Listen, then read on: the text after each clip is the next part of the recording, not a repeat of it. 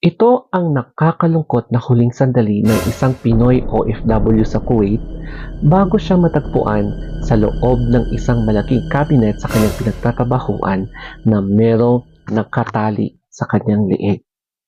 Siya si Joy Ocampo na tubong Bicol at ayon sa mga nag-iimbestiga sa kanya, mukhang meron talagang malalim na pinagdadaanan ang Pinoy OFW na ito doon sa Kuwait.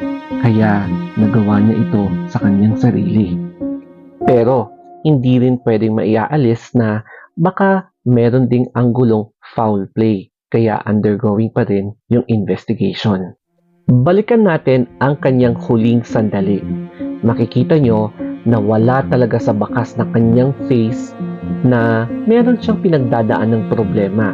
So ganyan na ganyan talaga yung mga pinapakita ng mga taong may anxiety or severe anxiety, lalong-lalo na kapag